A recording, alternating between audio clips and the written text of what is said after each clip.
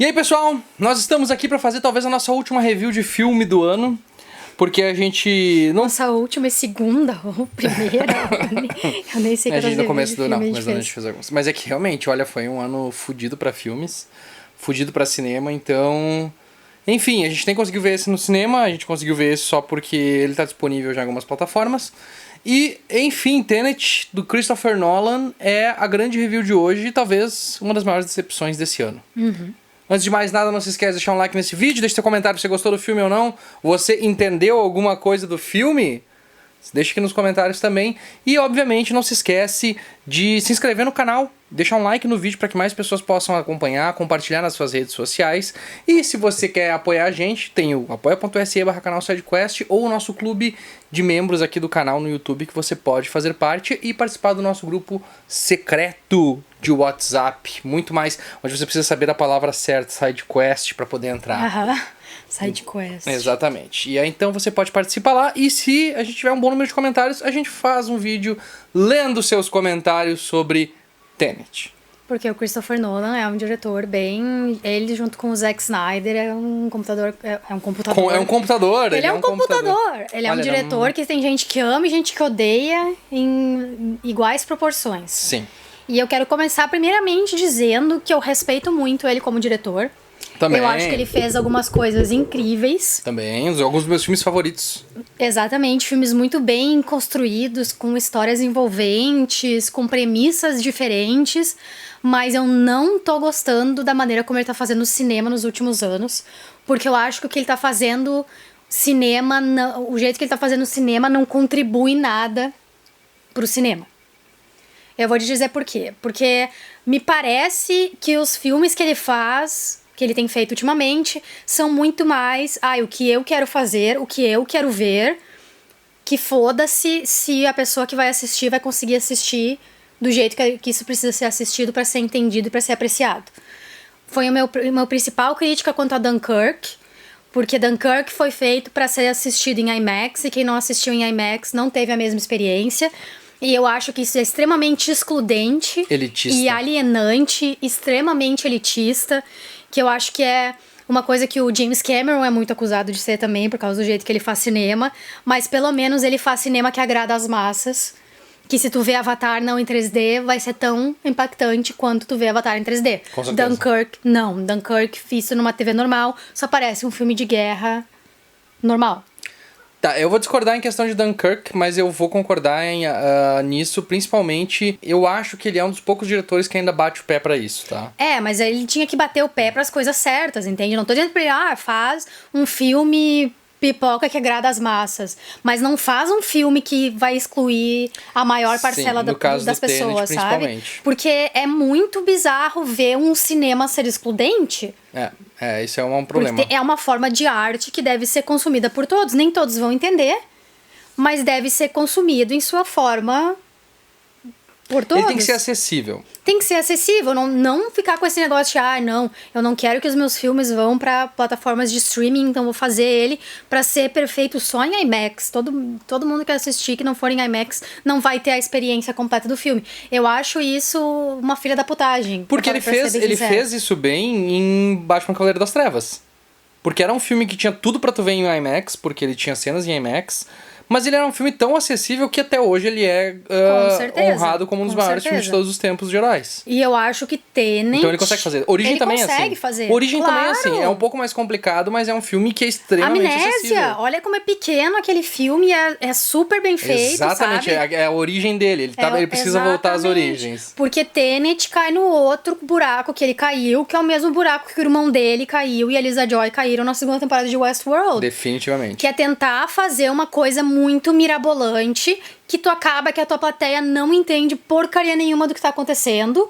Aí tu tem que passar metade do teu filme com os personagens explicando em diálogos o que tá acontecendo, não de uma maneira envolvente, que nem é em a origem, mas de uma maneira estafante. Porque as pessoas falam. Tipo o Michael Caine. O Michael Caine só aparece pra falar, e daí some. Michael Caine aparece porque ele tá em todos os filmes dele, né? Exatamente. E daí, tipo, ele vai de pessoa a pessoa para essas pessoas poderem só falar. Sim. E daí, pra próxima, daí vai pra uma grande cena de ação, daí falar. Não, E mesmo assim a gente não consegue entender, É. porque o conceito que ele criou é muito mirabolante, que só ele entende, ele não conseguiu nos passar como isso funciona. Eu Ou acho que... ele não quis que a gente soubesse mesmo. Eu acho interessante pelo seguinte, é interessante ver como um estudo de caso do Christopher Nolan, porque assim, ele já fez um conceito difícil, mas que ele conseguia explicar de maneira satisfatória visualmente, sem precisar botar, apesar de ter bastante conversa, mas eram diálogos que não atrapalhavam tanto e tu conseguia entender o que era. Ele fez isso em A Origem. Mas é que assim, Origem tinha uma ideia, e eu acho que Tenet também tem, que era muito visualmente, era muito forte visualmente pra tu conseguir entender. Então, por exemplo, quando tu dizia que ele tava num sonho, que tu podia manipular um sonho, que tu tava dentro do sonho de outra pessoa, era mais fácil de representar. Então ele conseguia representar isso muito visualmente. Tinha muita conversa, mas ainda assim as cenas, o visual do filme ajudava. Tenet tem o visual pra ajudar, só que o visual dele, ele cria 2 pecados, acredito eu. O primeiro ele faz um filme de 2h30 com 1h30 de explanação, que nem tu falou, que é insuportável. Num filme tu tem que ficar sentado vendo os caras falar em vez de tu mostrar isso visualmente, porque mostrar isso visualmente não é o suficiente pra explicar o que tá acontecendo. Pois é. Porque é um filme de alto conceito, que é o chamado alto conceito, high concept filme, só que o problema de tu fazer um filme assim é que se tu não consegue explicar a tua ideia em poucas frases, poucas conversas, poucos diálogos, se ela é uma ideia tão difícil de entender, o público não vai entender. Não vai entender. E aí tu tem que ficar fazendo o que ele fez ali. O problema não é assim, o público não vai entender. Se o público não vai entender, foda-se. Tu tem que ser o mais simples possível pra que, assim, atinja as pessoas, simplifica a tua ideia, atinge as pessoas, e se eles não entenderem completamente, pelo menos eles se divertiram. O problema é que a gente não se diverte. Não. Porque a gente fica o tempo todo ouvindo essas conversas. E aí, de vez em quando, tem essas cenas mirabolantes visualmente que não são tão legais. Tipo, em A Origem, quando tu tinha uma cena visual pra explicar o que tinha sido dito, era uma coisa fantástica. Era a cidade se dobrando, era um lugar enchendo de água, era uma avalanche gigante. Aqui é os caras andando em... De trás pra frente. E aí, o que acontece? Aí as cenas de luta, que eram pra ser super... Nossa, ali ele tá lutando contra ele, contra o personagem mesmo, no passado, andando ao contrário e tal... Aí é umas cenas feias, porque a luta não tem graça, tipo, tu vê que ele tá, tipo, sabe, o cara não consegue fazer o movimento correto pra parecer que ele tá realmente lutando contra alguém que tá no outro tempo. E aí fica uma coisa tosca.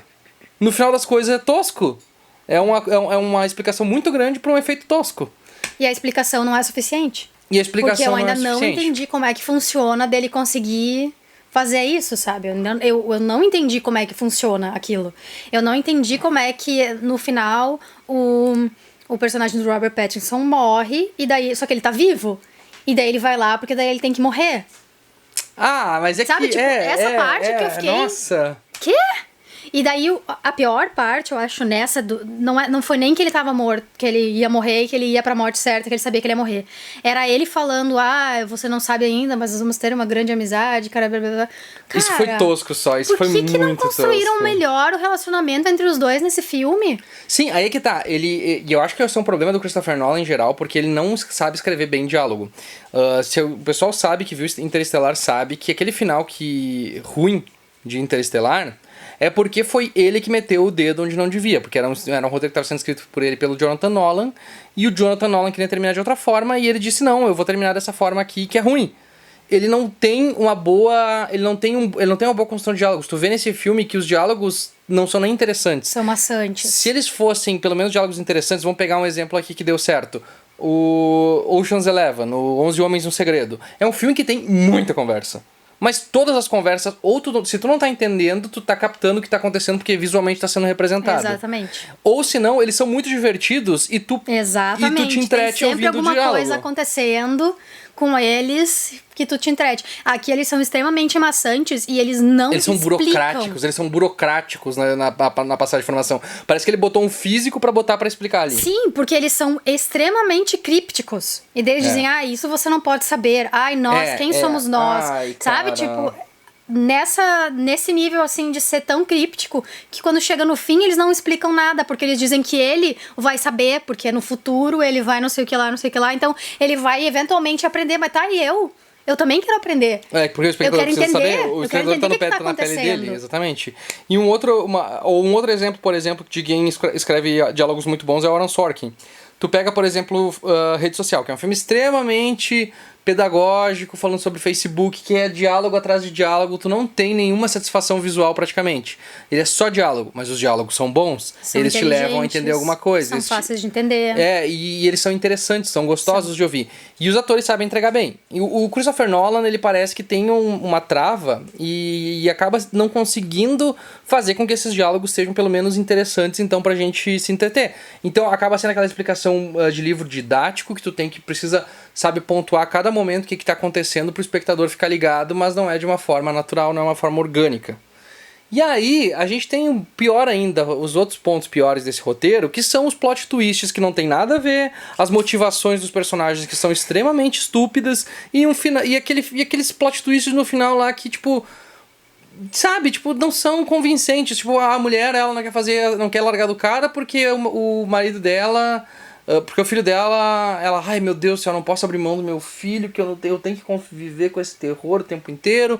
Aí é um cara podre de rico que decide casar com uma mulher extremamente sofisticada, inteligente, quando a gente sabe que esses chefes de máfia normalmente casam com mulher burra e gostosa. Então, tipo assim, não faz sentido pra mim ali. Eu sei que é uma coisa, mas tá pegando no pé, mas é verdade, tipo... Tem pequenos detalhes. Tem coisas assim que não fazem sentido. Se ele fosse um herdeiro rico de uma família, uma coisa assim, sabe? Mas não, ele é uma pessoa que veio do nada, de um lugar, de uma cidade que não tinha nem nome, não era nem pra existir, vivia limpando lixo...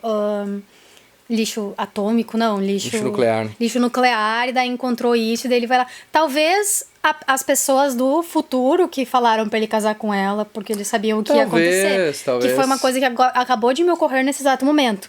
Mas aí já é coisa demais, sabe? Mas é que daí, tipo, é uma lacuna que fica em aberto pra que isso sempre aconteça. E tipo, tu vê que, tipo assim, na verdade, ele quer ficar com ela porque ele tem ciúmes. E essa é toda a motivação do personagem do vilão. Ele é controlador, ele tem ciúmes. Eu tenho ciúmes, então se eu não posso... ter você, ninguém vai ter. E se eu não posso ter esse mundo, eu não posso, ninguém vai ter esse mundo. Pronto. É tipo, o que queria ver isso aí? Só porque ele tava doente, né? Então se eu tenho que morrer porque eu tô doente, então eu vou destruir o mundo. Aí tipo, cara, que desculpinha esfarrapada, que nada, sabe, que motivação burra. Aí a motivação do protagonista de salvar ela é porque, tipo, uma vez ele salvou as pessoas lá no começo do filme porque ele é desse tipo de gente que salva as pessoas.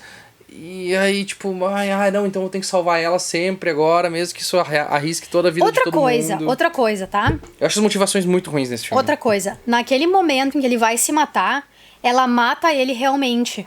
Uhum. Por que ele tá morto de verdade?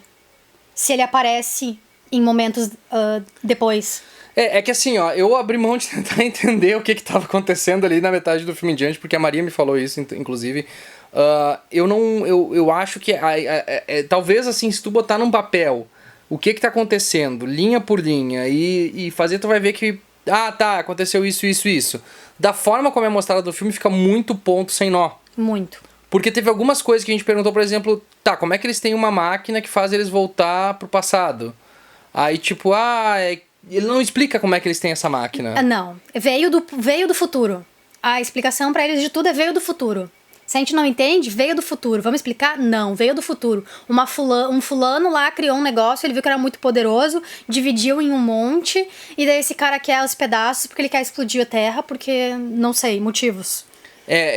Tem mais isso, né? Tem essa história da cientista que desenvolveu a arma nuclear, basicamente, e separou ela em pedaços e mandou pro passado.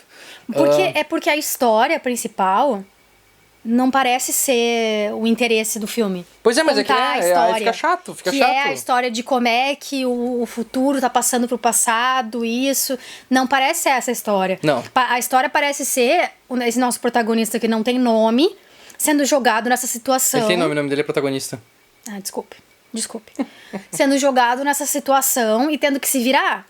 Só que ao contrário do personagem da Ellen Page em A Origem, eles querem que ela saiba o que tá acontecendo, então ela é explicado pra ela como as coisas funcionam pra que ela possa se movimentar nesse mundo e cumprir o papel dela. Aqui eles não podem. Tu não pode saber. Não, isso é secreto. Eles. E daí a porcaria do Tenet, que é o nome da porcaria do filme, é usado, sei lá, 3 vezes. 3 vezes. Uma vez... Que é pra ser uma sociedade secreta, É pra ser uma basicamente. senha, sabe? É pra ser uma senha. Tu cruza teus dedos e fala alguma coisa com Tenet. Não a palavra Tenet. Tu usa Tenet numa frase. Então ele usa uma vez pra falar com a Flor Delacour e uma vez pra falar com a indiana aquela. Isso. Isso me foi parece... uma extensão do Tenet. E o que me parece é que, assim, a história em si, ela não é... Ele não foca na história, porque parece que ele foca só na ideia, na teoria. Exatamente. E aí vira uma punhetinha sobre... Uma punhetinha intelectual pra ele. Pois é, exatamente por isso É que só eu digo masturbação intelectual. que eu não gosto dos rumos que o Christopher Nolan tá levando o cinema dele, porque ele tá levando o cinema dele Mas pra é que, assim, ó, Dunkirk... ser, tipo, é o que eu quero, é o que eu quero, é o que eu quero, é o que eu quero. Mas aí que eu digo, tipo, Dunkirk tem uma história. Interestelar tem uma história, e a história é boa, os personagens são bons, tá? Apesar de tudo. E Tenet não tem uma história boa, os personagens não são bons, são ruins, os atores não é culpa dos atores, tá? Os atores O Robert Pattinson em todos eu eles estão achei muito bom. bons. Mas a história dele? Não, o Robert Pattinson. Mas eu também gostei, eu gostei do Robert Pattinson e gostei do protagonista também. Não achei eles ruins. E eu gostei da atriz também, achei que ela era uma boa atriz. Só que, tipo, os personagens não tem Nada. não tem desenvolvimento. Sabe? Tu não sabe por que isso importa. Ele é um protagonista, ele é literalmente... Ele teve tanta preguiça de pensar nesses personagens que ele botou o nome do protagonista de protagonista, porque ele não existe. Ele é só Ele é o casca. protagonista da história. Exatamente, ele é uma Porque a casca história pro precisa de vetor um da história. protagonista. E aí, tipo, tudo aquilo que... Aí tá, vamos então agora pra parte, como eu comentei antes, de visual. Pá, super legais as cenas. Cara, é tão... Eu sei que eles tiveram que gravar, principalmente a última cena, que é uma guerra, que daí tu vê a ideia do pente fino que eles fazem, indo pro futuro e voltando, aquela porra toda ali. É interessante, tem umas ideias legais, só que ela é tão convoluted, é tão... Embaralhada. atravancada, é tão mal cortada. Ela é tão bugada que, tipo, eu não acho ela espetacular, porque, tipo, cara, eu sei que é uma montagem... Eu não consigo entender o que tá acontecendo. E eu sei que é uma montagem que, tipo, eles só botaram os caras rodando ao contrário, tá ligado? Tipo, então eu não me importo, porque, tipo, eu boto isso no After Effects aqui, boto um menos vezes 2 ali e é isso. Tem umas coisas legais, por exemplo, os caras andando na rodovia de ré, aquilo ali é muito tri.